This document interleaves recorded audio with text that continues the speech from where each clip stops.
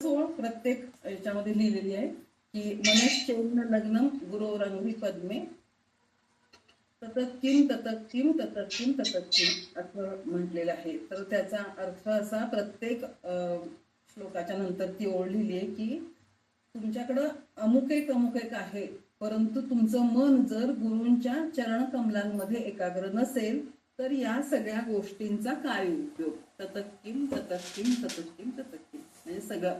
आता हे पहिल्या श्लोकामध्ये म्हटलेलं आहे, शरीरम सुरूपम तथा वा कलत्रम यशश्चारुचित्रम धनम मेरुतुल्यम असं म्हटलेलं आहे.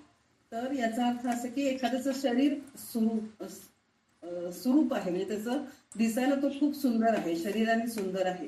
तथा वा कलत्र, कलत्र म्हणजे पत्नी, पत्नीही त्याची सुलक्षणी आहे. आणि यश जे आहे ते पण अतिशय सुंदर आहे, त्याला सगळं प्रत्येक ठिकाणी त्याला यश मिळालेलं आहे.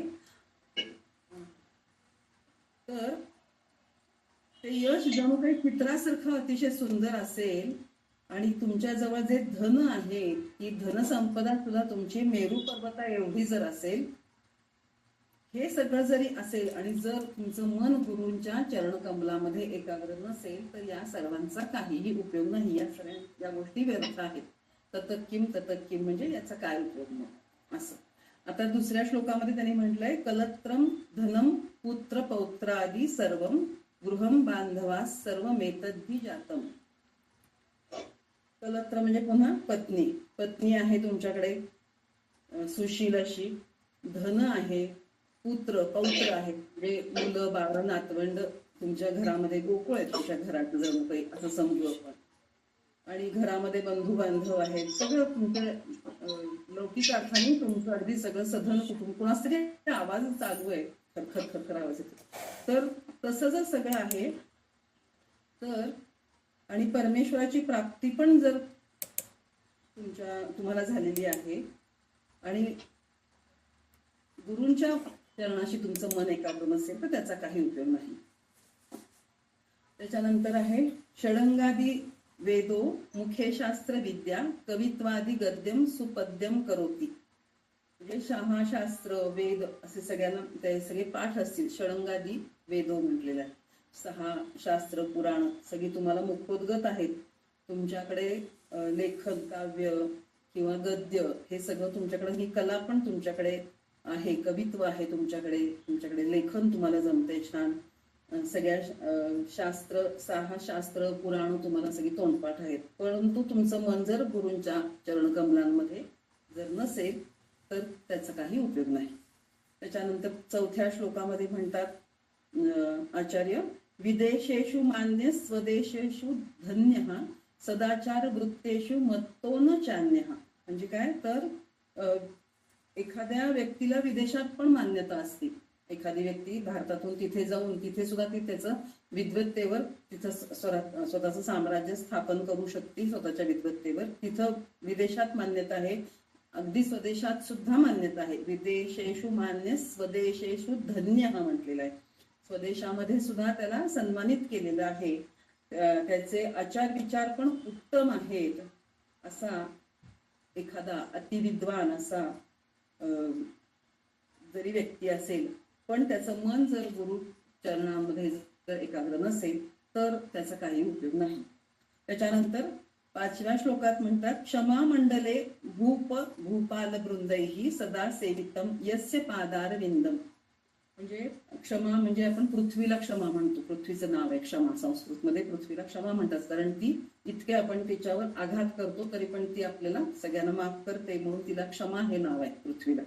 तर आचार्य असं म्हणतात की पृथ्वीवरच्या राजे राजवाड्यांनी एखाद्याचे चरणकमल सदा सेविले असतील, त्यांच्या राजवाड्यामध्ये एखाद्या व्यक्तीला बोलवून मान सन्मान केलेला असेल, त्यांच्या चरणाची पूजाही होत असेल राजाकडून, परंतु तर जर त्यांचं मन, त्या व्यक्तीचं मन जर गुरुचरणामध्ये एकाग्र नसेल तर त्याचा काही उपयोग नाही. त्यानंतर 6व्या श्लोकात म्हणतात, यशोमे गतम दीक्षु दान प्रतापात जगद्वस्तू सर्वम करेयत प्रसादात.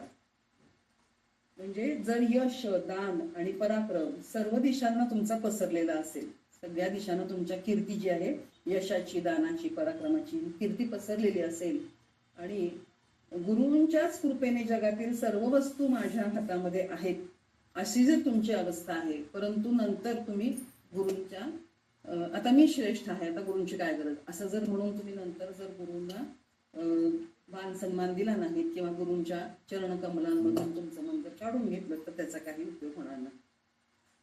त्यानंतर 7व्या श्लोकात असं म्हणतात की न भोगो न योगो न वाजिराजो न वाजिराजो न कांता मुखे नैव वित्तेषु चित्तम. जर माझे मन ना ह्या विषय भोगामध्ये, योग यागामध्ये, उत्तम प्रतींच्या घोड्यांमध्ये, पूर्वी घोड्यांवरून प्रवास व्हायचा तर जसं गाई म्हशी ह्या शेतीच्या कामासाठी, गाई बैल हे शेतीच्या कामासाठी वापरले जायचे, तसं घोडे हे प्रवासासाठी वापरले जायचे. तर त्या उत्तम प्रतींच्या घोड्यांमध्ये किंवा पत्नीचा संग, अतिशय जो ह्या सगळ्या संसारामध्ये प्रपंचामध्ये रत आहे असा पत्नीचा संग त्याच्यामध्ये किंवा धनसंपत्तीमध्ये ज्याचं मन रमतं आणि ज्याचं मन रमत नाही, न वा न कांता मुखे नैव न असं म्हटलेलं. आता हे आधी त्यांनी याच्यामध्ये गुंतत असं म्हटलेलं आहे. तर या श्लोकामध्ये न भोगो न योगो न वा वाजिराज, वाजी म्हणजे घोडा, न कांता मुखे नैव वित्तेषु, या कुठल्याही वित्त म्हणजे संपत्ती, या सगळ्या गोष्टीमध्ये तुमचं मन रमत नाहीये. परंतु जर ते मन गुरुचरणाशी पाशी पण जर तुमचं मन एकाग्र नसेल तर त्याचा काही उपयोग नाही. तुम्ही कितीही भले वैराग्य वरून दाखवायचा प्रयत्न करा, पण तुमच्या गुरुचरणांशी तुमचं मन एकाग्र हवं.